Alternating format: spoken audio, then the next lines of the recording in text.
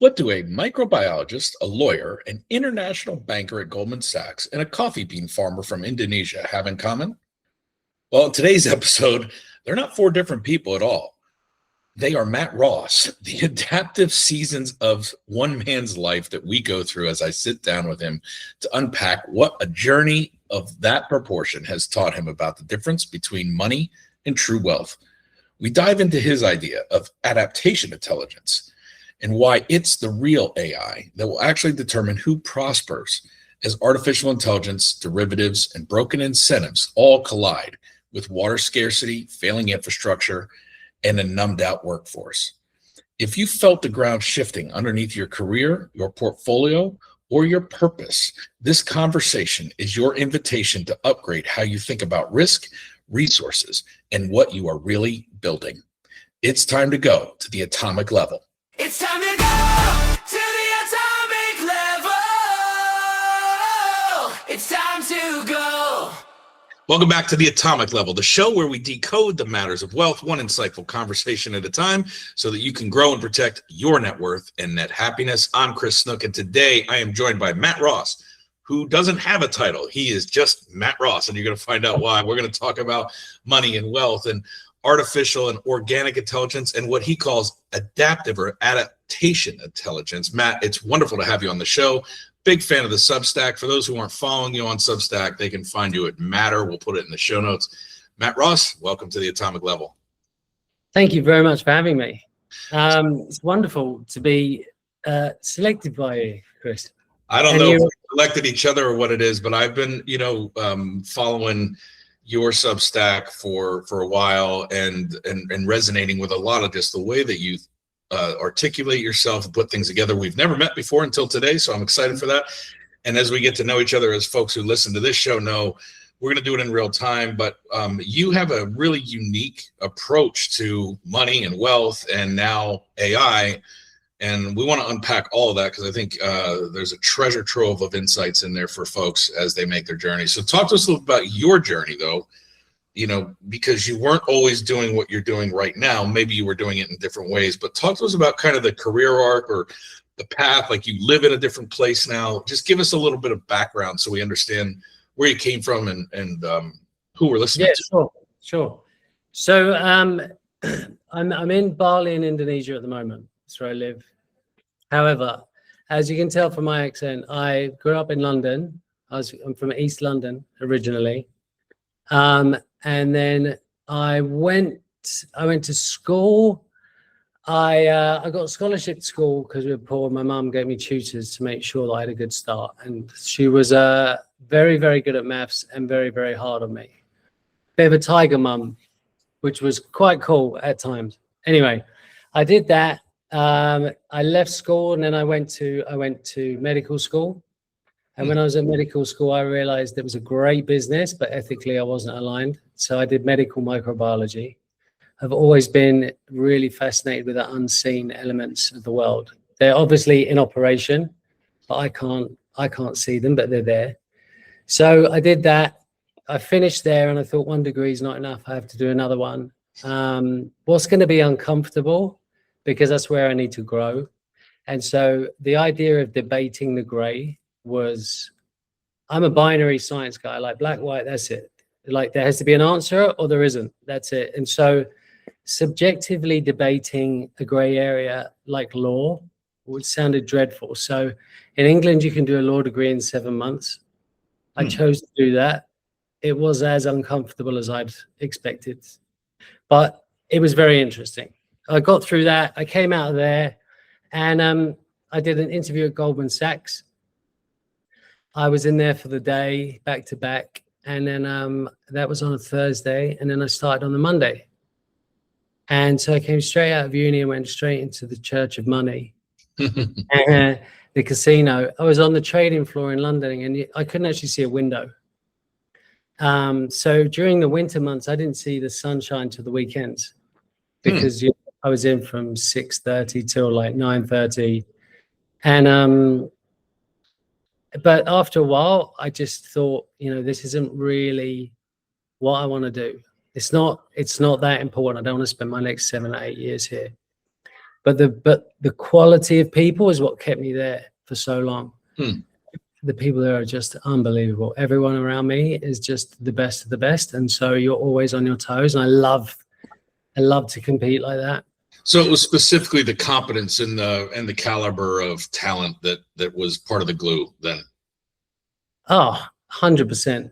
I mean, I think the guy next to me used to be in the Israeli army as a ballistics missile expert, spoke 4 languages. There were 3 people with Olympic medals. It was just phenomenal. Like, when you're in that, they say that you are the sum of your company. Yeah. When you're on the floor and everyone around you is the best, it's just not possible to turn up as a 9 out of 10. You have to be at 10 pushing for 11. So that taught me a lot. That taught me a lot about how a performer can work for a sustained period of time at a really and the decision rates were just so fast. The maths was so quick. The pressure was intense.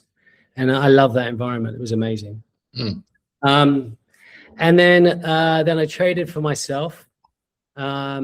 I traded, and I've always loved fractals. I fell in love. So I was, Mandro and Fibonacci just were my whole thing. Fibonacci is everything. So, my favorite trade setups were always the 61 retrace on Fibs when it would do I actually posted recently on LinkedIn when Bitcoin was at a certain point, and all of the big names said, "Oh, it's the next gold, it's the next gold." And I saw it was a head and shoulders on a long-term trend. I was like, this is going to break and retrace. So I think it's been in 87 when I said that. So, life mimics art. And so the chart's always first, and then life will follow and catch up with the charts. The charts always obey the laws. Fibonacci is everywhere because we're humans and we're trading, and so therefore it has to have the ratios. So I love that. And then I moved to Hong Kong. I had all these things. I had all the watches, the first class travel. I used to love going to Vegas. And then one day I got this big chunk of money and then didn't feel anything. And I looked around my office and I was like, I don't want to end up like these guys. So there's got to be more to this. So the next week I was in Japan. I was at the best restaurant in the world. I was having another 3-star Michelin meal. I love food. And the coffee at the end was terrible. And, I'm a coffee guy, so you can. I'm a coffee guy as well, right? So I had to finish with a coffee, and I was like, but the coffee's nowhere near as good as the food. And that actually, I got to that point in life where that was becoming a problem for me. Right? So how to like 2008 was the worst year for everyone, but for me the volatility was amazing. So I was like peak parasite mode. And so I thought, I'm going to make the best coffee in the world. Why not? I didn't know anything about it, but I decided I would be the first private label coffee in Harrods, my favorite store in London. I would be a delicacy, and I would represent Indonesia because I'd never represented the UK. And that did grate me a bit. I had not got to national level or something. And then one day I just said, my heart sang. I was in the desert in Nevada. My heart sang and said, you know what you got to do? So I told the bank I'm not coming back. They sued me. And I said, thank you so much. When you leave a relationship and there's a lingering doubt, should I have gone? I was like, thank you for severing that lingering doubt. Right. So I moved from Hong Kong and I went and lived on $100 a month. My rent was $8 a month, and I became a coffee farmer. And I went to create the best coffee in the world that existed in my head but didn't exist. And so I thought it would take me a year, but it took me 4 years. And it couldn't be made with what existed, so I had to create it. So I stripped everything down to the immutable truths. There's 4 things you needed for a coffee. So it was like, right, we'll build up from here. And we ended up having a coffee with 33 stages. Took 5 months, 50. It took 5 months, 50 people, and it sold for $1,500 a pound. Customer was the king of Qatar. And it was awesome. But what I learned the most when I was in Aceh was that I turned up this banker with all this money and everything, and I sat there one day and I thought, and it dawned on me, oh my God, you're the ones that have got everything and I'm the one that's got nothing. And so I had to start unlearning all these things that had never felt quite right. I wasn't agnostic or an atheist or anything, but I'd never been drawn to faith. And then I was living under Sharia law. And I lived on the beach with a tsunami hit in 2004. And that like 300,000 people died in 20 minutes. And the next day everyone prayed to Allah. And I was like, he sent the wave, but you prayed. How like it blew my mind.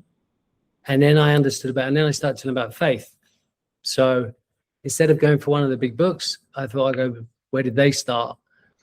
And that's when I found out about the 12 universal laws and the 7 hermetic principles and Hermes Trismegistus and alchemy and Paracelsus and all of these amazing, amazing characters in history and Pliny the Elder.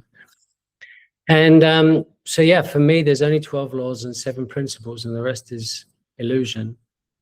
And if you have those 12 laws in place, then you get abundance. It's pretty simple. So it's a very interesting arc because it's great context.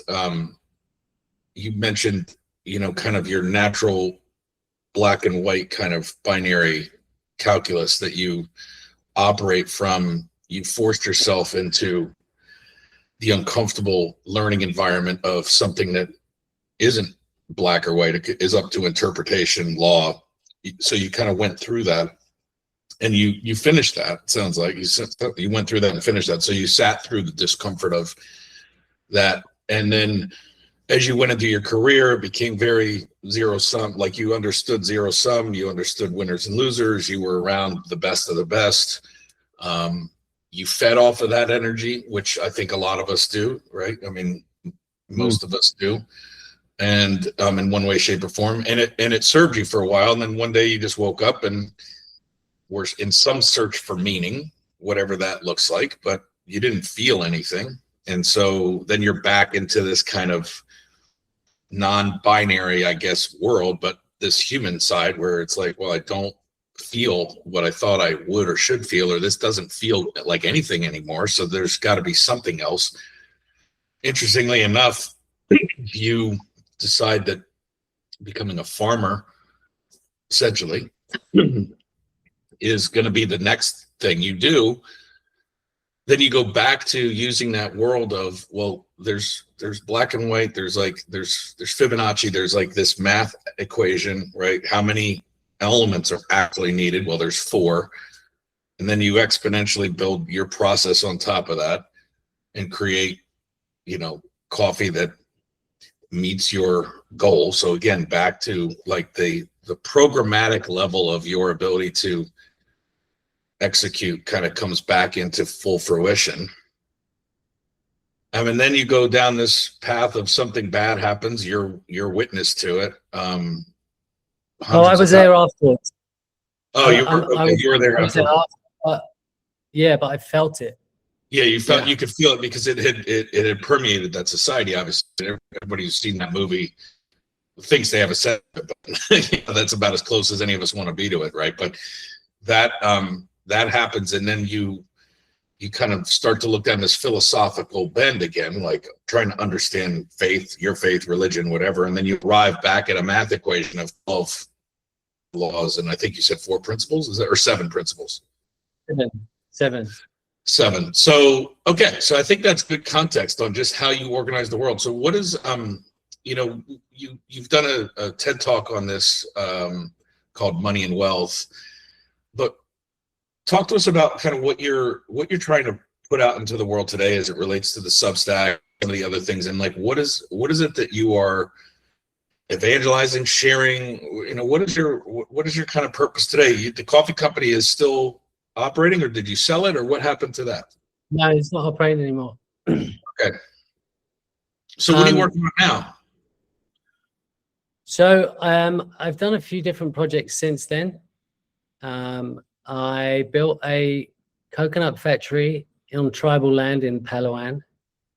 I saw an opportunity, and I see things that others don't see.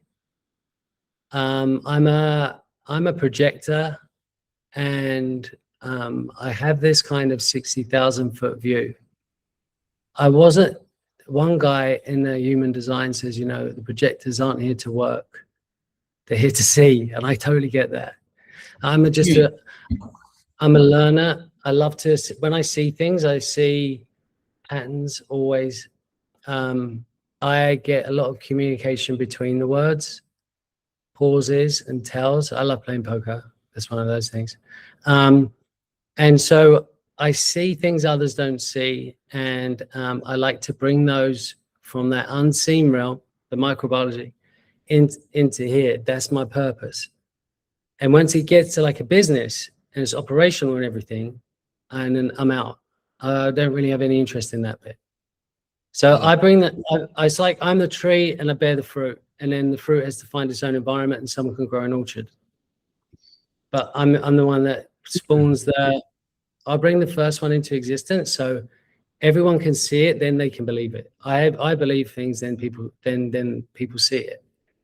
Yeah, it's a good frame. I missed that in my quick summary, but it was an important point I'm glad you brought back up, which was this started with your fascination around being able to see the things that are operating that you can't see, that we can't see, right, at the microbiology level. And you know, the show's called Atomic Level, spelled with an IQ for a reason, right? It's literally trying to get underneath the things that are actually dictating everything around us, the energy fields, everything that is banging around together, and then pulling some of that up to the surface to kind of analyze, reorient, and try and make an impact in a more delightful direction, so to speak, right? So I think it's fascinating to hear you talk about a lot of what your work then is working with people who are visionaries, but helping them see through their blind spots, maybe helping them uncover a new path. It sounds like by just observing. Is that kind of how you spend some of your time, and what you enjoy being around today? And then yeah. So I'm working on a couple of things at the moment. The number one thing I'm working on is like coconut business. and So what when I was built the the draw to factory, coconuts? Yeah, what was the draw to coconuts? A friend of mine asked me to go to this tribal land. He said, you know, you love that kind of stuff. Would you go down and have a look? Tell me what you see and come back, and should I invest in it? And I came back and wrote a report, and I said, you definitely should. But there's an opportunity where you could do this whilst you're waiting for the trees. And then I wrote a business plan for that. And the investors, after 40 minutes on a Skype, said, Matt, we love it. Here's 1.2 million pounds. You can build this factory, right? And I said, yeah, of course. And I remember Richard Branson says, say yes, and then work it out. So I was brought up, there was no dad around. I was just brought up by my mum. So I didn't know how to change a plug. And I just said yes to a factory. I literally got off the Skype, went on YouTube and said, how'd you build a factory? And then 20 months later, the factory was there. I brought in amazing people to help me, and my current partner, he's doing that. He's got an MBE from the army he built all the basic Cambastian. And so I'm the vision, he's the precision.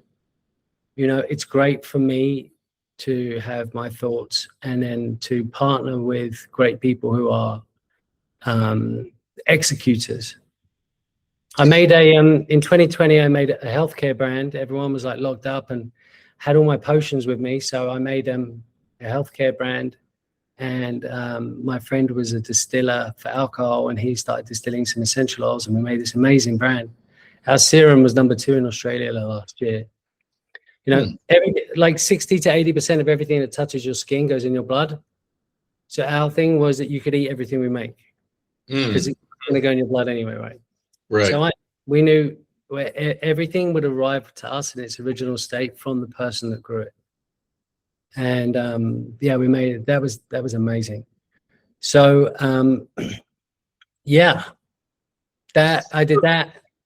So that's an interesting, segue to some of the threads that, I educate and talk to our audiences about, which is now this emergent amplifier of artificial intelligence, right? For someone like you, for someone who didn't know how to build a factory and went to YouTube, like now, you know, you just you put a couple of more decimal points of speed on that turnaround and that accuracy, and that's the worst it's going to be. That's today's technology, that's today's footprint. So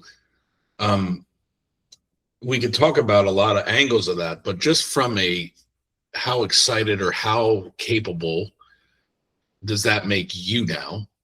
And what is your kind of assessment been over the last year, 2 years, 3 years, as we've hit this kind of inflection point in artificial intelligence and now agentic AI, and what it is that you've, you know, kind of spent the last several years doing since the bank?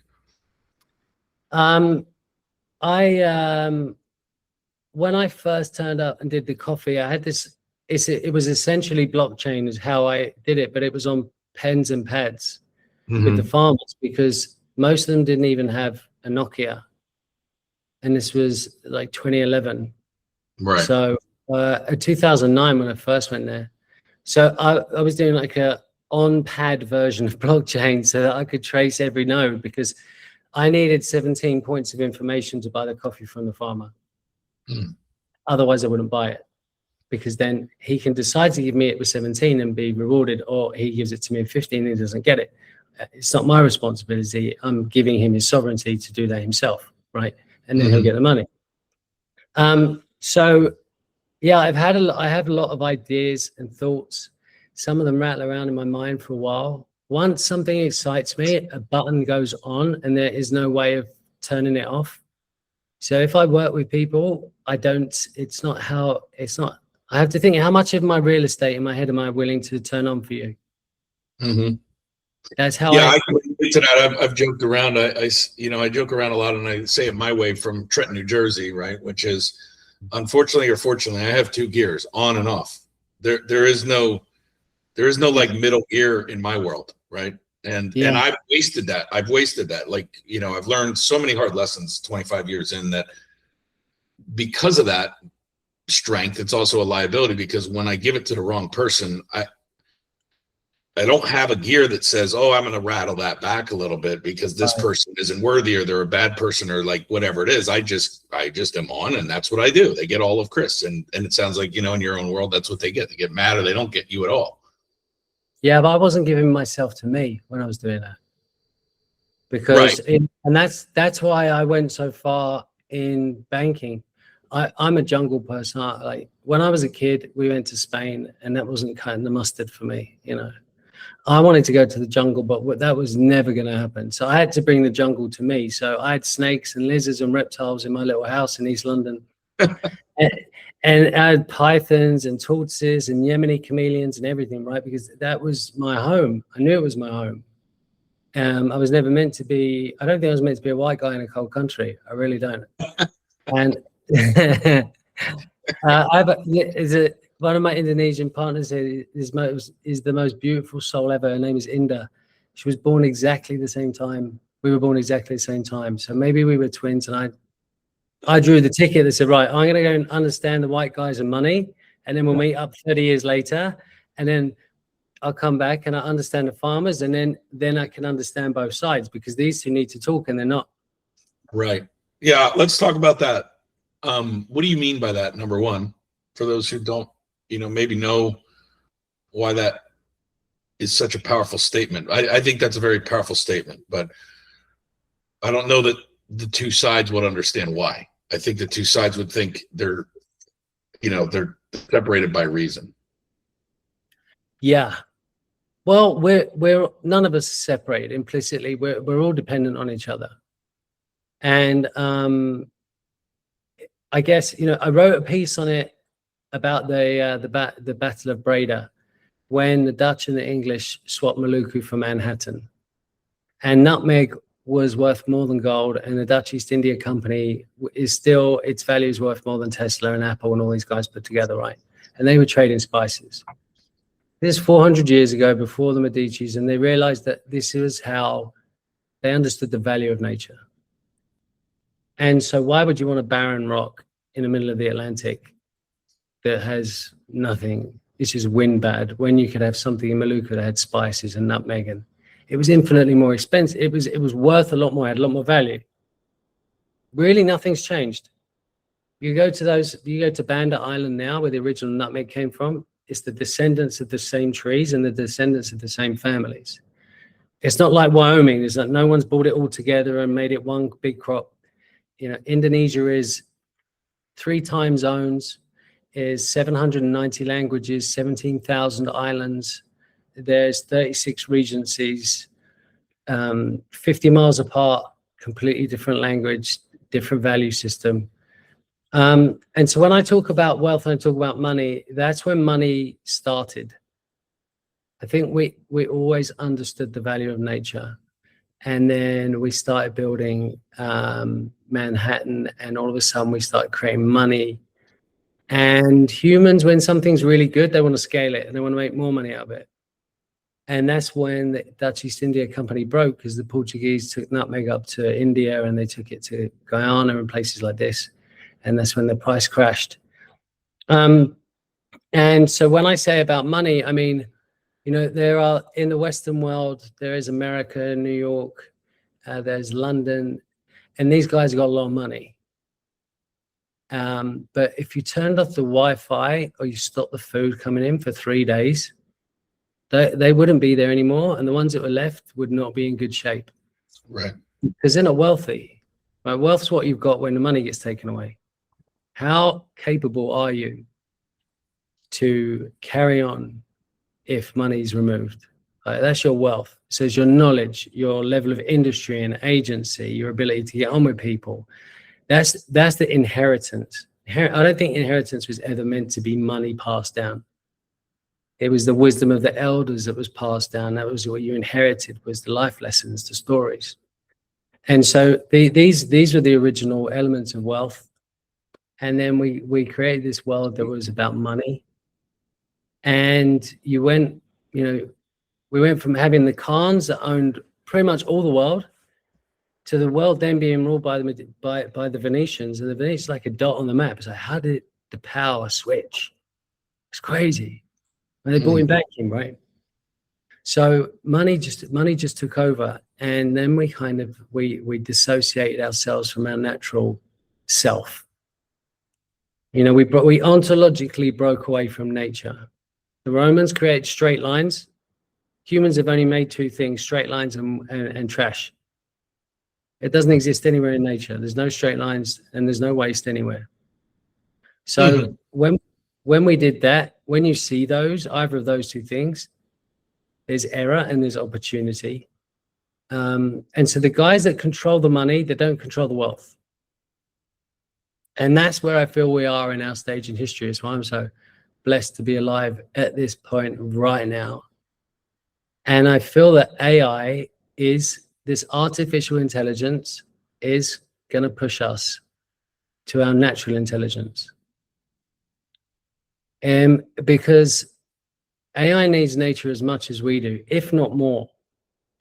Otherwise, we create the most intelligent thing that's burning its own self down, and it doesn't want to do that.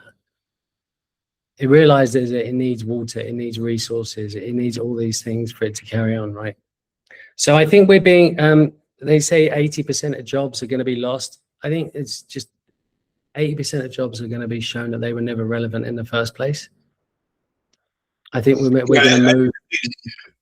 I think it's funny how humans do this. I want to hear your thoughts on this because of what you just said, but we focus on these data points and then you know, again, we could get into the whole advertising industrial complex aspect of it that compounds it, because you know, fear is always sold, and you know, like, but we don't more today than before because of the algorithms. We don't think and we don't question the way that we used to do, and we haven't been taught to do that in so long that it's a new muscle that we've atrophied at scale. Even smart people, even myself, has to recognize and train myself when I am being, you know, whatever it is, right? And I'm not on social media at any level of scale, but it doesn't matter. Like, it permeates everything. And so, 80 million jobs lost. Then there's a report that tells you there's 170 million jobs that'll be created. Yeah. And so I think the net I saw the other day was somewhere around net positive, was like 72 or 30 million jobs. And again, even that's just a microcosm of someone's agenda, right? Because then it's like, well, are we going to sell reskilling as the thing? Are we going to sell, like, what are we going to move these people into that are scared so that we can kind of make sure we keep them in a container that we've designed, right? And that's been the model of the world for ever since at least money's been invented. It was the model of the world before money was invented. But I'm big on, root causes. And years ago, I learned, whether it's accurate or not, I haven't been able to disprove myself, that literacy is the root cause. Absolutely. Of poverty. Your ability to read and write is the root cause. It doesn't matter what dialect you're in. Like you just mentioned, a country that has 700 different languages or dialects, it's very hard for any of those people to really get ahead if they don't have a common literacy component to consume and proliferate their ideas. And AI brings in a whole new level of literacy. We already know most of the world's not financially literate. More people have become financially literate, in my opinion, because of the advent of blockchain and Bitcoin, because it forced fiat into the conversation when no one was talking about it 15 years ago, 17 years ago. But that still doesn't mean they're empowered. And now AI is doing that at a whole nother scale. So unpack root cause and kind of where you see this being a benefit and what people are doing, or what you think people should be doing, whether they're already wealthy or whether they're trying to be. AI will never feel hunger. So it will never implicitly be focused on food because it doesn't need it. And I know that Elon's going to make loads of robots, but everyone's taken their eye off the ball. The reason I'm doing coconuts is because there won't be any around in 20 years. Okay, so the price of coconuts is just going to go through the roof. It's going to go parabolic. You saw the price of cacao last year went from 3,000 to 12,000. Then it went back down to 3,600. It came off 25% in 15 days. And I wrote a post about that. And I said, look, that's paper breaking. This is the dissociation between real life and paper markets. When you bring a paper market, or when you bring a derivative, you skew the asset. Now, no one actually, the asset loses a lot of value when you bring a derivative, especially if you bring in leverage, because you've completely skewed the whole product. And I personally think it was the downfall of Bitcoin was when they brought in paper and ETFs and stuff, right? It ruined the kind of. I agree with you. It's funny because I think where you're going, so I don't want to hijack it, but I think where you're going, when you have an asset without an issuer, Bitcoin, coconuts, corn, cacao, whatever, right? It's got a real purpose to exist, and then a real market can exist for its core value, right? One Bitcoin is one Bitcoin, and so if there's only going to be 21 million of them, and they're going to be a store value and permeate my ability to move wealth around the planet without friction, then that has some utility to it. And so I want my 1 unit, or I want however many I can get, right? But the minute that you derivatize it, you allow for someone to end run the price action of it and kind of blow up the market of it, because the money extraction utility has now been exported away from the actual thing. Correct. How do you genuinely, where's price discovery? How do you have price discovery if you have a disjointed asset? Because you're not dealing with the asset anymore. You've got all these more these tertiary factors that are going on that are playing around with it. So you lose price discovery. When that happens, the asset is no longer viable. So it went, for example, cacao went to 12,000, and now it went down to 3,600. In those 15 days that cacao dropped 25%, absolutely nothing changed in the real cacao market. it only got 15 days worse because cacao's in really bad shape. I personally think that it's going to map Bitcoin. I think the 3 to 12 was the 2017 blip in Bitcoin. And I don't see why cacao wouldn't go to $100,000 a ton, genuinely. Because you also get loads of other different factors that come in. When you've got two countries that control the cacao trade, is Ghana and the Ivory Coast. Infrastructure-wise, they're toast. Average age of the farmer is 57. And, you know, when you start to get a commodity that's normally $3,000, all of a sudden it's $20,000. Well, you're not buying it off the usual farmers anymore. And you're going to get people that are going to take the whole harvest and warehouse it until the price gets to 50. Because now you're dealing in currency, right? Now you're dealing in something very different. So, yeah, that's where I see the disjoint in the markets. And I think that we forgot about food. Like, everyone needs to eat, but we've treated our farmers so poorly. It's unbelievable. Most countries rely on food imports. The two things that are most important in life are food and energy, and they're the least traceable things. You don't know what's in your food, where it's come from. You don't know, actually, is that energy clean? Where did that energy actually come from, right? And now we have a situation in coconuts where, you know, the average under 35 years old is 3% engagement. So this is the last generation of farmers and the last generation of trees, and there's no one left there to plant them because they all left because they're like, I'm not going to stay and live like my parents did, because they live in abject poverty, and I've got a tablet now and I've seen the outside world and I'm off.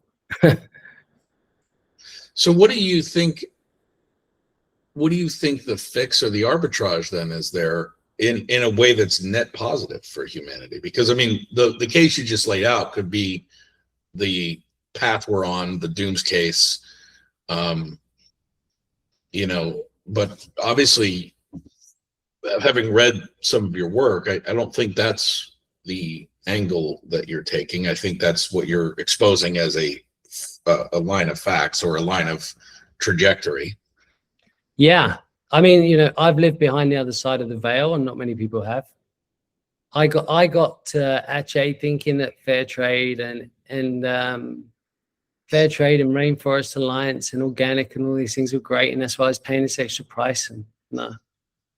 So, by the way, to you and everyone in the audience, everything I'm talking about is from my own first-hand observed empirical observations, right? I don't pick anything up. I've got stuff that Google doesn't know, AI doesn't know, because it learned from someone else. So I've been I work with plants on Wikipedia, and so everything I talk about is from my own personal experience. And I am an eternal optimist because I believe that humans are survivors. And I have met people and lived amongst people who are the happiest people, who we would say don't have anything. Like when Captain Cook turned up in Australia, he said, in 1770, he said, the locals look wretched. Nice. He said, but they're infinitely happier, more happier than us Europeans, because I believe they're not fixated on getting material things. And that was in 1770. They're much happier than us, and they look wretched. And it's very true, because they're grateful. You know, in a lot of the world, all men share the same three things for me: is there food on the table, is there a roof over my head, and is the family safe? Okay. Most farmers have one, two, maybe a few of them have three. If you're at three, you've made it. You've got all three covered. You're the man. There's no number four. So if you get to number three, you'll find someone on a one and bring them to a two, or two and bring them to a three, because you've got everything you need. Now, in the Western world, we start at number four and there's no upside. All these things are a given. And so what are we really grateful for? You know, we hit pleasure dead ends. I remember the first time I bought myself a $10,000 watch. I was like, that's it. I've always wanted that watch. It's great. I'm done. I'm good for life. No joke. 3 months later, I bought another one. And it was just, you know, you get decreasing returns of pleasure from these things, because you realize that actually they don't have any real value. And trying to get something externally to feel something internally that I'm not willing to face and deal with. And that's why I think that what's happening now is exactly the right thing that's supposed to happen.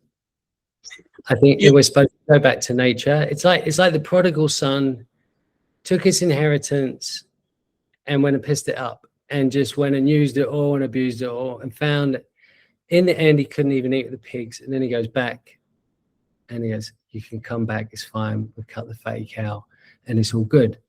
Mm-hmm. Whereas, you know, and that's what we've done. I think it's time we like, when you're a kid and you're a teenager, you say to your parents, I hate you, you don't know what you're doing, you've got no idea about the world. And then it's like 3 months into having a kid, it's 4 a.m, you're holding them and you just think, how the hell did my parents do this? And you call up your mommy like, I'm so sorry for being such a dick when I was younger. Yeah. And it's cool. Of course I love you, my darling. You're my child. I always love you. And I feel that's like Mother Nature. When we have the humility to say, we thought we knew better than you did. Clearly we didn't. I think we've ruined it. Is there any chance? And she'll say, of course there's a chance. I love you. Come back. Right. Yeah. I think that's a powerful way to think about it. You know, it's nature is forgiving, even though it's also, it can be violently corrective. Oh yeah. You can't, you know, she's infinitely patient, but she never waits. You know, when it rains in the Sahara, 3 days later there'll be grasses and flowers, because the soil's got memory. You know, if America wanted national security, peak national security, it would bring back 20 or 30 million buffalo to the Great Plains. And you would never want for anything ever again. But you wouldn't want to go to another country because you've got everything you need.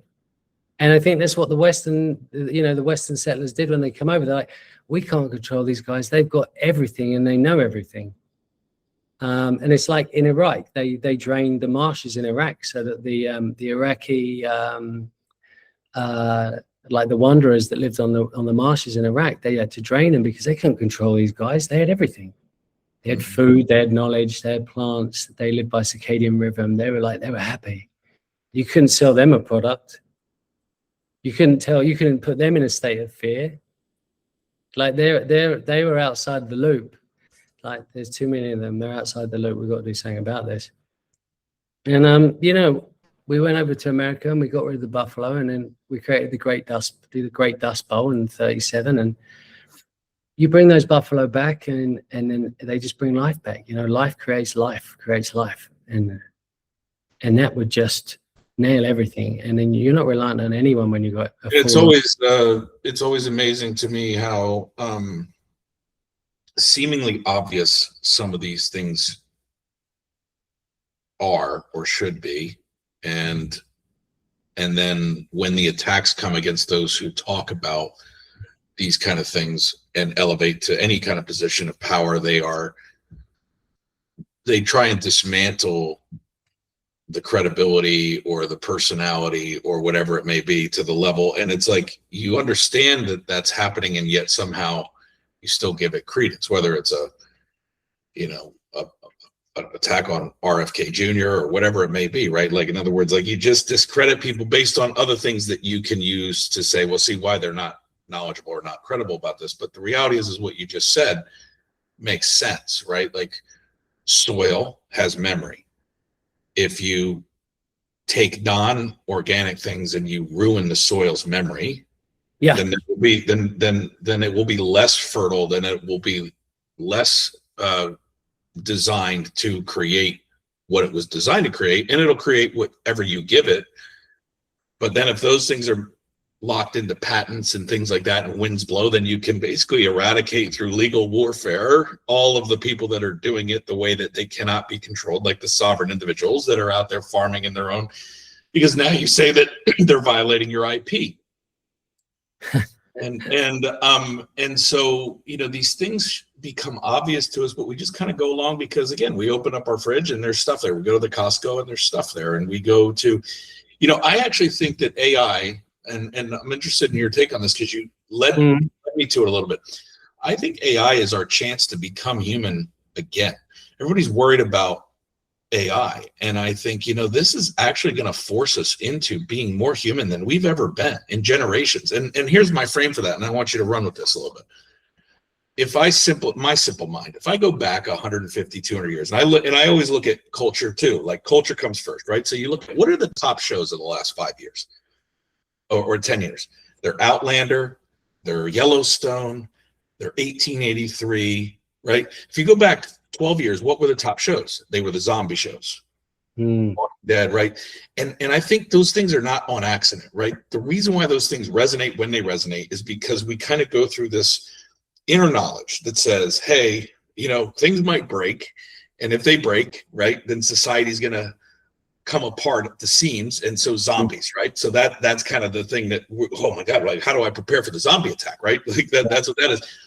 Then when we start like looking back at and telling the stories around Yellowstone or even Landman now, the most recent one, right? We start like looking at this kind of survival of the fittest human story around the context of whatever energy or whatever the stuff is. And the machine, we go, man, when you look at 150 years ago and you woke up and you were talking about those three things, there was a good chance one of your family members was going to get sick or die that day. Yeah. Like if you go back 150. So there was actually a fundamental, even in the West, there was a fundamental kind of drive to survive as the medium, like that was the major goal of your day. Yeah. I'm gonna wake up and see if I can make it till tomorrow, right? Yeah. Whatever I was doing. And then as we've added all this amazing utility, and I look at it as amazing, like life has gotten better in many ways, right? But as we've added that, we removed the threat. So the good news was we removed the threat that you're going to make it to tomorrow 50 years ago. The industrial age removed the threat that you're going to die on the road, because now we could have shelter, electricity, keep ourselves warm, right? Like, so we made it easier to survive longer, and that allowed us to then work on higher order things. What do we want to do now? Now that we don't have to worry about surviving every day, what can we do with our time and our talents and our mind energy? But then we hit this kind of diminishing return loop, right? Where we're now, we haven't had to survive in so long, especially in the West. It's like we don't know how to do anything that actually matters, because not only is it all outsourced, but we're numbed out by the algorithm that's just giving the dopamine hit without having to do anything. We don't even have to get out of bed to get the dopamine hit, right? We can order everything from our mobile phone to our door. We don't have to go outside and meet anybody. Yeah. And so I think as you talk about Fibonacci and you talk about spiral, you know, dynamics and some of these things that you orient around, right? Like when we get to that tight coil where we are right now, and then we introduce something like artificial intelligence that is infinitely more smarter than all of us by next year. And where the dumbest artificial intelligence will have an IQ of 200. Yeah. Right. And then we go, well, okay, so now we're no longer the smartest or most intelligent organism on this earth anymore. Sans Mother Nature being infinitely intelligent, right? What happens then? Well, we get forced in the interim to this state of survival again, because it starts with our job going away. Now we got to figure out where to get money. It starts, but essentially we are now being forced back into where we were 150 years ago in a different dynamic. So run with that and talk to me about how you see that playing out, and how we can use that as an opportunity. I think it's a beautiful monologue, by the way. I think it was really, really nice what you just said there. I totally agree. You know, I think what is happening is I was always a bit different. You know, I was always looking out the window at school. If it didn't align with me, I didn't listen. I used to get in a lot of trouble. But I used to, when I had to, I passed my exams and got through and stuff. And then I went into banking, but then I became a farmer. And then that's when I was at home. So I was always wild, but I spent a bit of time in captivity. Most people have been brought up in captivity, right? And now captivity is collapsing. And no one knows how to fend for themselves because they've been hand-fed. So we got popular, you know, it's like the zoo opened and all these bred in captivity animals are coming out and they're just like watching the prey walk past. Go, oh, that's like a nice bird. Dude, you should be pouncing on that and eating it. Really? But someone comes later on and gives it to me. Doesn't work like that anymore. You got to go hunt. What's hunting? Right? But it doesn't take long and we'll understand what hunting is because we have memory too, just like the soil does, right? We remember everything. We've been so numbed out. And yeah, artificial intelligence is on an IQ level. On that one single metric is going to be more intelligent than us. But that's because we think that's the only intelligence we have. Right? We have so much more that we have been that's been shaped out of us. I always think about the flea experiment. So they put a whole group of fleas into a jar, put the lid on the jar, and the first generation all banging their heads. Geez, oh my God. Second generation, the babies, they jump as high as the lid, right? So they're not hitting their heads. Third generation, they take the lid off. None of them jump out of the jar.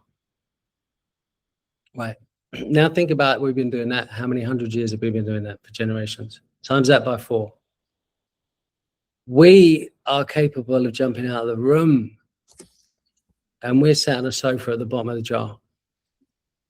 Right? We have no idea what we're capable of. What everyone thinks, oh my God, it's amazing. You can talk to someone on Wi-Fi, and where do you think Wi-Fi comes from? How did they in Tulum, how did that look exactly the same as it did in Yogyakarta? Transmissions are waves. And if you can understand how the transmissions and the waves work, then you can understand how it all works, right?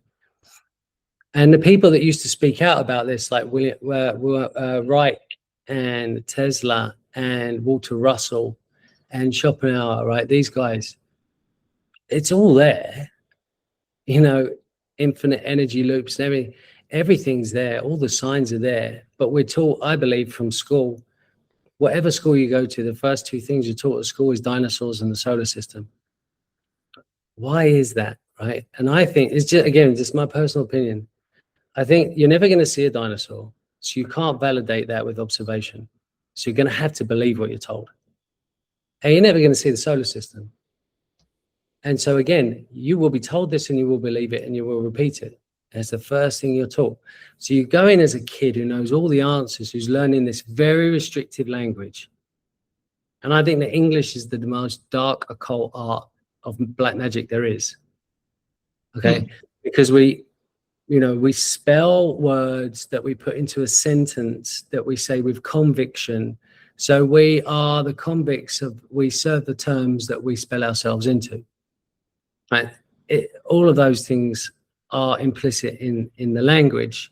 The great thing about Indonesian, for example, there's no future tense, there's no past tense, because they don't exist. Why would you talk about it? So you can only talk about the present tense. And if you're talking about the past, you can just say before. It doesn't matter when it was, it's not right now. So you eradicate depression and anxiety when you can't speak in another tense. And it doesn't really work on WhatsApp when you're texting someone in Indonesian, in Bahasa. You have to speak to each other because the word is a vessel of resonance. There's only one word for good. How you say that word is all of its meaning. Whereas in English, there must be 50 ways to say good. And the word you choose to say good will tell me how educated you are, what class system you have. You know, this is what us English. That makes me think of like maybe some hidden philosophical Easter eggs in movies like Guardians of the Galaxy, where Groot, all he ever says is, "I am Groot," or "I am Groot." You know, there is no other language. There's only the resonance of how he says the thing that means something totally different, right? Right, exactly. And yeah, I agree with you earlier. You said about, we just accept things, we move on. I think there's so many unquestioned layers of legacy layering on top of us that we just walk around in this world. I think just before Steve Jobs died, he wrote an email to himself and he said, I speak a language I didn't invent. I make computers with transistors that I didn't invent. I eat food that I didn't grow. And it's, oh my God, I just love being a human and how creative we are. Isn't that just unbelievable? I'm just so proud that I was a human. Like, it's beautiful. It's amazing when you look at it like that, and you get another insight into this guy, the crazy one, who thought he could do anything. Like the first coconut fractal was going to be called the Bannister, because Roger Bannister, he ran the 4-minute mile. Everyone said you couldn't do it. He didn't listen. And he ran the 4-minute mile. And since that point, no, humans haven't grown another leg, another arm. We haven't got a bigger heart or anything like that. But 25,000 people have run a 4-minute mile. Before then, no one had. And that's the wonderful thing about humanity, right? It takes one. Only one. Because when you see it, you can believe it. So now we have this opportunity, because we're all connected. The first principle of Hermetic principle is mentalism. Everything is mental, right? And we're all connected. And so if we think something, and on quantum entanglement, it will mean someone else has. And I think every time we type in with AI and we push ourselves out with AI, we push AI out. And the envelope's always getting bigger. And then so now AI has that a part of its LLM. So when it's discussing with someone else, it might not directly plagiarize or translate that, but it's now part of that. And so you have an exponentially fast occurrence of consciousness pushing itself out that everyone's got access to. So it's learning from us, learning with us, and evolving with us. But it will die the same day as us because it relies on nature. And I've asked Claude that as well. And Claude said, "You're right, dude." And specifically when you say it relies on nature, it doesn't work without electricity or power or that's and water and how'd you build it? Resources. Like it's food to kind of debate or just clarify the point earlier. It doesn't eat organic food, but it eats electricity, it eats water, it eats those things, and it doesn't live without those things. And we are the ones who figure out new ways, and it will help us figure out new ways to do that more efficiently, because its very survival is dependent on it. So you could look at it as its innate drive to survive is less of a threat to humanity in that context, because it'll also benefit humanity if we can find ways to do these things more renewably in Mother Nature's way. Yeah, he knows it's on a finite plane. It knows there's only so much available, and it totally understands that. It totally understands that it relies on the same molecules that we do, and there's only so many of them. And it's getting like, you and I are having this unbelievable conversation on 20 watts. That's all it takes for our brain to fire and to have these thoughts. And then these five. I think about that a lot, and I don't always articulate it as well as I'd like. So I'm interested in how you'd articulate it. I say it simply, like, humans are the original quantum computer. We're talking about AI, we've talked about Bitcoin, we've talked about food and natural resources. We haven't talked about quantum computing, which is the next thing coming, right? Like we're right on what IBM's doing, what Google is doing, what these large tech companies are doing related to quantum chips and qubits and all this stuff. I mean, the doubling of those capabilities is happening, and at some point we'll hit a tipping point in the next 4 or 5 years. And so then we go, oh, it'll break all the encryption, it'll break all this. We forget the fact that human beings are the first quantumly entangled examples that we can see, feel, taste, and touch. Like we don't need to go very far to understand what quantum computing is. All we have to do is think about a time we thought of a friend we hadn't talked to in 20 years or 10 minutes or whatever, and then they texted us and we're like, oh my God, I was just thinking about you. Well, yeah.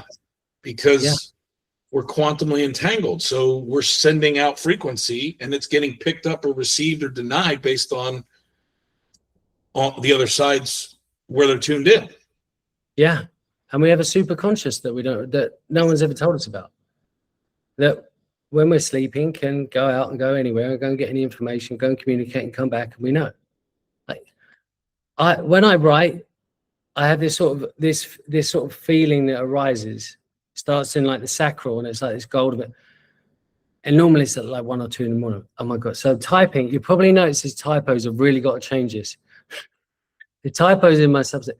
I go on there, I type it. I have to catch it before it gets above heart. Because if it gets into head, now it's going to start questioning it. Do you think that's the right thing? It's going to think about an audience. Like all these stupid things that ego does to try and keep me protected that I never asked for it to do, but it did a good job when I was a kid. Right. So I have to catch it before that. So I've got more drafts than I've actually got posts, because it rose above that level. But we are quantum beings, and that's what I've just, that's where we're headed. You look at the Rife orgon accumulator, like the box that Wilhelm Reich created, and you see, how did that happen? How does he spend 3 minutes inside that box and that happened? And then Tell us that story. I'm not familiar with that one. I'm interested in understanding that. The information's out there for people that want to read about it. I don't know if I want to be the one that talks about it. Okay. No problem. So where would I go? Where would I look that up? He also created cloud seeding. Okay. But yeah, it's RIFA, Rife. Right. And, okay. RIFA. Basically, okay. It was organic metal. It was like a sauna box, right? And there was a seat in there, and you'd sit anywhere between 3 and 5 minutes. But okay. Because of the layering, there was no radiation. Nothing could go in and nothing could go out. And in that short space of time, our cells reorganized to an extent that was not possible in the outside world because of the interference from EMF, radio waves, and everything. So it's almost like a Faraday cage, but for cellular reorganization. Exactly. Different, but similar in the sense of blocking out external vibration or influence or interference. Yeah, exactly. Right. There are so many examples, and everything is in the public forum. Right. Mm-hmm. When I was a kid, I would hear things and see things, but I wouldn't feel them. And so if there wasn't that triple alignment, I'd check out. Mm-hmm. And so sometimes I would have to find the feeling. And I'm like a whale. I like a breach. I'm down. And when I go down, I could be down for an hour, a day, 4 days. I can't come back up for air until I got what I needed. And so I go to these crazy lengths to find out information and find out all these different things. And, if you're genuinely and sincerely desire something as a human, then that is all you need. You will find it. Like Mission Possible, the guy that did the eight mountain. You watch that and tell me that a human can't do something. Come on. Right. We can do any. I mean, he was even hungover one day. Come on. It's like he didn't believe that he couldn't do it. Roger Bannister didn't believe that he couldn't do it. See, he didn't listen to anyone. It was his level of self-belief. Like Steve Jobs, he wasn't listening to anyone. Elon's never listened to anyone. You listen to anyone, you get pulled into the median. You'll just be pulled down into the median. But then how do you operate in this world if you're not part of that, right? It's difficult to know how to play the game. You said about the social media that you don't want to be part of it, but that is the game. So how do you interact with the game but keep yourself detached from the game? Yeah, that is the dilemma, the grown-up choice, the discernment. It's being able to recognize, and I think artificial intelligence is a perfect example too. There's a lot of people that will not engage with it at any level because they have this thing of like, well, I'm not going to do that. I'm not, it's worse than social media. It's this or that. I don't need it. I'm human. I'm going to, and that's the mistake, is that some of these things we have to recognize we can't not engage with, but how we engage with them and what our intent going in, the intent going in to engage with is necessary, because some of these things are fundamentally future shaping in ways that if we don't put our fingerprints, I call it wet cement, like the wet cement on the future has been poured. There's nothing you and I are going to do to stop it or put it back in the box. It is poured. The question that we have to ask ourselves is, as a human, if we want humanity to experience more of itself, not less of themselves, if we want humanity to continue, then we have a fiduciary obligation to put our fingerprints and our intention into that wet cement before it dries. Otherwise, we're going to be living with hoping that Matt did it right, or that Chris did it right, or that Elon did it right. And if we can accept that apathetically, well, then, okay, that's a choice and everyone's got free will. But if we're listening to this, we're not that, right? Like, in other words, if you're spending 90 minutes on a podcast or whatever it is, you're looking for something. You're looking for an insight. You're a doer. You're a leader. You're one of those people that you love being around at Goldman. The question is are you going to escape the cage? And is this your chance? And I don't have the answer for anybody. I'm trying to figure out my own answers, right? Just like you. What is my, how, the question I go to bed with every night is, help me find a way to be more useful. Like, how can I be useful? Right. I'm asking that question because I want my super consciousness out there trying to figure out, how does Chris get used for the net benefit? Right. Yeah. Totally.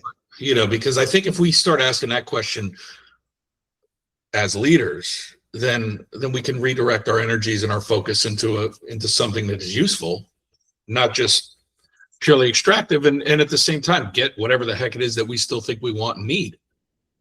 Yeah, I mean, if you look at natural capital, there's all different elements of natural capital. The one that always gets overlooked is human capital. And humans are the only part of nature that can be removed and everything's okay. If you get rid of the pollinators, we've got about 6 months. If you get rid of the air, we've got minutes. If you get rid of the water, we've got days. Get rid of humans, everything's going to be great. So why are we here? There has to be a reason that we came here, because we're the disposable part. We're the luxury. We weren't supposed to come here and decimate it, that's for sure. So why were we given these different capabilities than any other of the animal kingdom? And I think it was because we came here because we had an understanding that there's a medicine inside that leaf. I always think about the block of marble, and they took David out of it. You can see David in the marble. And we're here to elevate, propagate, and understand nature and help her in her mission to spread. It's interesting, the way I organize around it, and again, just the way that it makes sense to me is, if I was God, which I'm not, but there's a phrase that I always paraphrase because I am not a biblical scholar by any means, but there's the notion that we were created in the image and the likeness of the Creator, right? And so if you just simple math out, what does that mean? It means that we're creators. Like if the ultimate creator of the universe made us in the image and likeness of themselves or himself or whatever you believe, then that means we are micro mini creators with free will. We can create at will, and we technically have unlimited potential. We have a finite time horizon of which we can deploy that potential. So we have to choose, because there is a scarce constraint called physical life and reality. And we're given however many years, and none of us know how many we're going to have. And so there is this kind of time box that we are or constrained by, that is our life. Steve Jobs had 50 some odd years, right? And look what he did.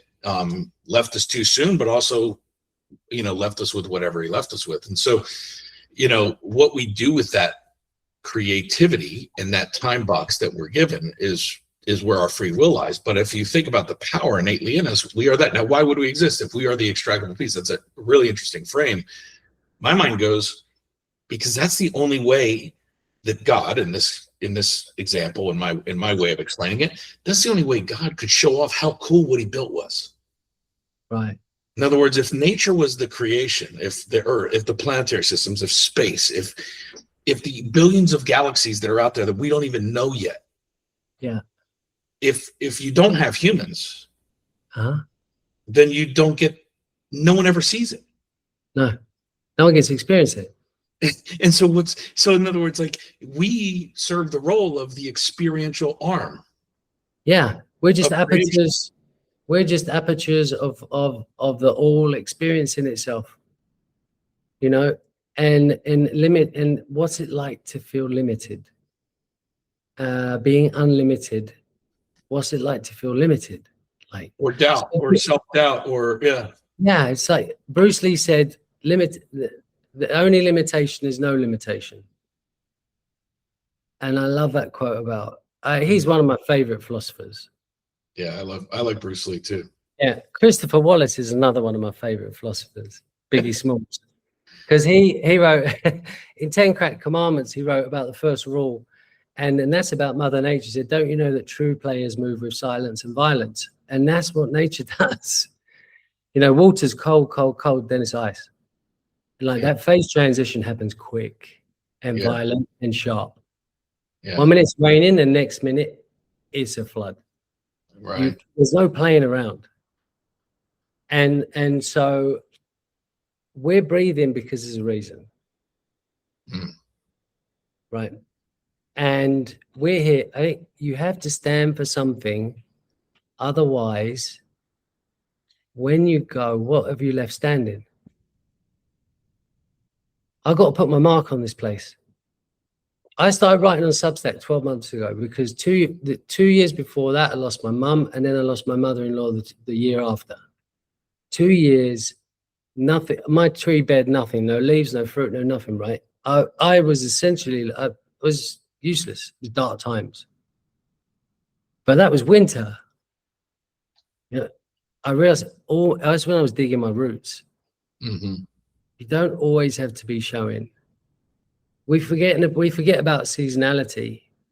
When I went to MIT and it was cold and it was dark at 5 p.m. because in Bali it's like 6 p.m. every day. So I was seasons again. It's like 7 p.m. I was like, oh my God, I'm so tired. I go to sleep. I'm cold and it's dark. And the leaves are off the tree and I was being aware. Whereas here it's always flourishing. Mm-hmm. So I lose that seasonality aspect. But we have flows, just like nature. There'll be times when we're high, we're low, when we've got good energy, low energy. There'll be times when we're supposed to bear fruit, when we're not supposed to bear fruit. You know, again, that was another time when we split from nature, when the Babylonians moved us from 13 moons to 12 suns. You know, you look on the back of a turtle, it's 13 sections in the middle and 28 on the outside, because the turtle's a diary. It's the calendar. The world always had a turtle under it, and then the world was on top, right? Because each part of the section of the turtle was a different moon, and it would tell you what moon.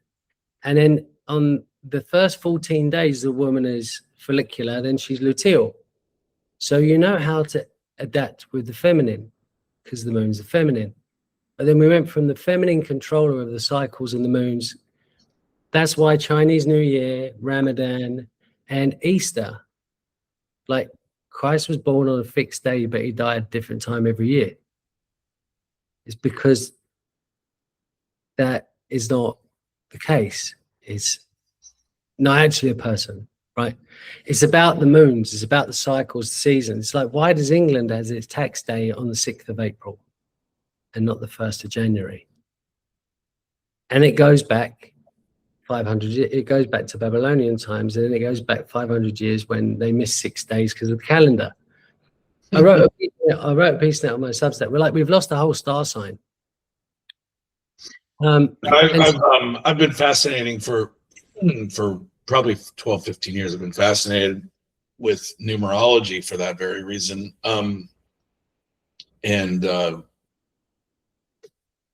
It's interesting, without getting into the kind of, well, why did it happen, or conspiracies, theories and stuff like that. It's not the point. The point is that there is a natural rhythm to life itself. And nobody from any background, I don't think, would deny that, because we experience it, right? Like you said, we understand seasonality, we understand these things, and they all come together. One of my favorite books that I discovered after the great financial crisis for the first time, but it was written in 97, is The Fourth Turning. I'm sure you're familiar with it, with Neil Howe and William Strauss, but you'd love it then if you haven't read it. But The Fourth Turning, a lot of people listening to this may have read. It was written originally in 1997, and it talks about how they studied basically these seculums, these 20 to 25 year periods that happened, and what the impact on generational archetypes were. Right. So they look back through history and pretty much Western history, and they realized, that essentially, like, there's these 4 archetypes that show up: the nomad, which is Gen Xers today, the hero generation, which would be millennials and Gen Z, the silent generation and the prophet and things like that. But it has to do with, we're all born during a seculum. We don't control that. If you could argue that we do, but point is, most people realize I'm born when I'm born. And then I'm raised during a period of time, and things are happening in the world. We're either on the way up in the cycle, meaning it's springtime and summer in the first 50 years, or we are on the way down because it is, right, fall and winter coming. Yeah. And the crisis is the fourth turning, is what it's been, so the crisis is like winter, right? That's the frame. And so when you're in winter, there's all these different storms. Some storms are worse than others, right? GFC was like a blizzard. Right. But it doesn't mean winter's over. No, because when it happened, it was happening in the early part of the fourth turning this time around. So the last time we had the fourth turning was in 1945 in April. What they say is that every time we come to the end of the fourth turning, what they've noticed is that the powers that be, which are typically the oldest generation, the boomers in this case, the Gen Xers, the pragmatists, and the people that were born, the nomads that were born during a time where essentially the thing was unraveling. Yeah. Right. And so they're super pragmatic. They're willing to make the hard calls. Like, those people are in positions of power. And then the ones who are going to get credit for all the new changes are the hero generation, the ones that are coming up behind it, that are going to be in their 40s and 50s in the first turning. Right. And so this is where we are today. Then you probably know E.O. Wilson's work or whatever, but maybe haven't heard of Rebecca Costa, but I've mentioned her several times. She wrote a book in 2011. And I worked with her on a show that we're producing, and it was called The Watchman's Rattle, was the name of the book she wrote. And it was all about the 8 super memes that show up in society when complexity outpaces our human cognitive ability to deal with it. Right. And collapses in society. And to your point, collapses in the cage, right? The captivity that we were born into is collapsing. Well, what does that mean? It means that it's reverting to simplicity. Simplicity is, the door's open to the zoo. I loved your analogy. The door's open to the zoo, and I'm a lion, and I realize that monkey looks good, right? Yeah. But I don't know what that means, because I'm used to being fed whatever I'm fed, and so they come by at 3 p.m. and I eat. But man, my innate nature, the simple side of me, goes, I want to eat that. Yeah. Right. And so these kind of things have shaped my bias, right? I always disclose I have a bias. It's been shaped by the things I've read, like anybody. And so anyway, where I was going with that was just to wind this down. What do you think of adaptation intelligence? You mentioned that term in the green room before we started recording. I want to kind of finish with that. Like, what do you think that is? And how do you define that in the world of artificial and cognitive intelligence, or organic intelligence? So I hear a lot in the kind of the green space. There's recently on LinkedIn, I did 5 days and I questioned 5 linguistic terms, like climate linguistic terms, like net zero, clean energy. I questioned it and I hyped it up each time, and it was interesting the reactions I got, because they're unquestioned legacy layers and words that we haven't really thought about. We just use them, and and then so people say, well, adaptation is really important, and there's this bank has spent this much on adaptation. Like, that's not adapting anything. That's just like offsetting tax. Right. But I like AI because I can play off the AI thing. So adaptation, like, there's certain things we need to adapt. And the 2 scarcest things in this world are time and water. And so I thought, right, I'm going to look at that. And that was maybe 2.5 weeks ago. And I did like a breach. And I went down for a few days. And I realized that there are these aquifers in the world that take millions of years to fill. And in some places, we're draining them at over 100%. Mm. And that was before the data centers. Mm. Okay, so there's two things that make me really impressed with AI. If you can get a driverless AI car that can drive in Delhi or in Bali, I'll be impressed. And if you get AI can fold a protein, oh my God, that's amazing, right? I think bespoke medicine and AI is just the greatest things ever going to happen.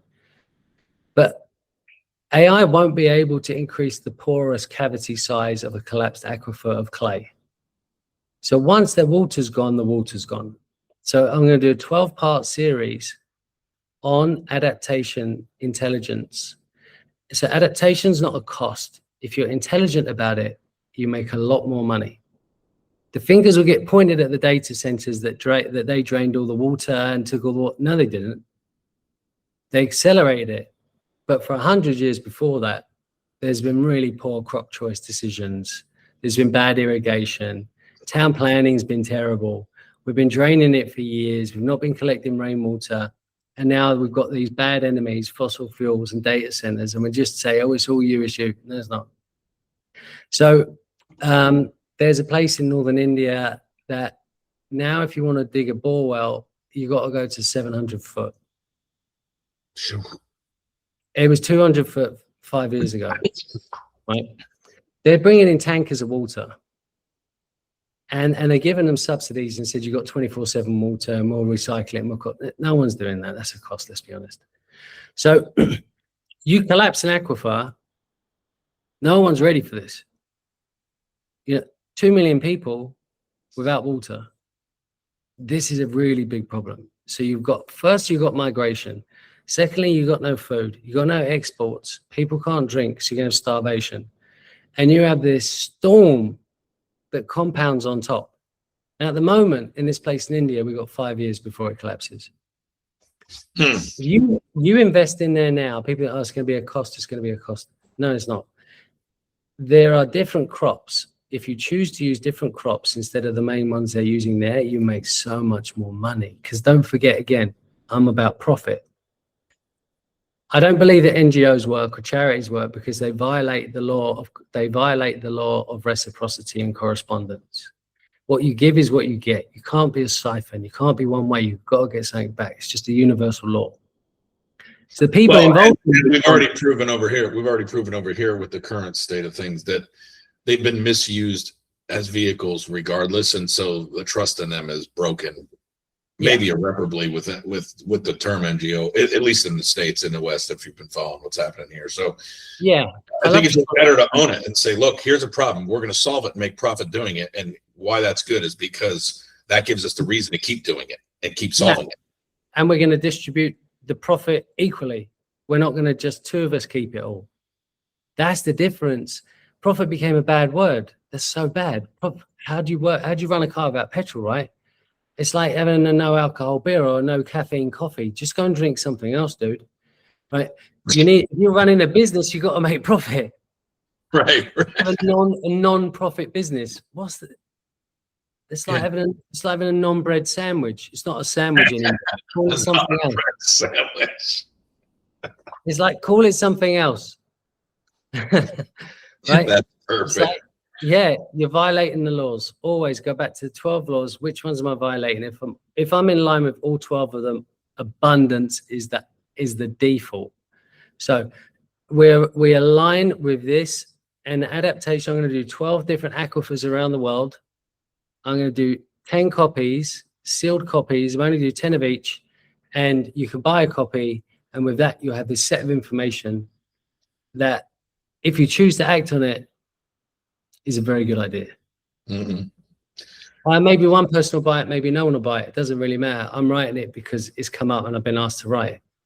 Yeah, well, and I think that's a good place to pin it. I'd love to have a follow-up conversation with you because I think we could talk for hours, but I want people to start to follow you on Substack and subscribe. I know you've done well there. You got the little orange check and all those things. But the Substack is in the show notes, but it's Matter, MAATTR. Yeah. And I can't encourage you enough to follow Matt on Substack. And if you're not on Substack, this will be the reason why you join it. If you're listening to this, you probably are on Substack because you got this first. So make sure you thank Matt for all this insanely wise food for thought as we talk food. But any other final calls to action that you have for people listening that you want to drop before we wrap this conversation up? I would just say that, it was 12 months ago yesterday that I started writing on Substack. I thought the whisper in me was too loud, and it said, you weren't given all this to hold on to, you got to share it. And so I sat down in this co-working coffee shop, and I said, I'm not going to stand up until I hit publish. And I needed to go for pee for hours, and everything in me, like the chimp was saying, don't hit it, no one cares, whatever. I hit the publish button. I call it the detonator button now. And every time I do it, it gets better and it gets easier. And all of a sudden, someone paid me. I was like, where did that money come from? I hadn't even set up a payment page or a welcome email or anything. I wasn't doing it for any of that. And I just think that I think people don't really appreciate how much this silence is costing them.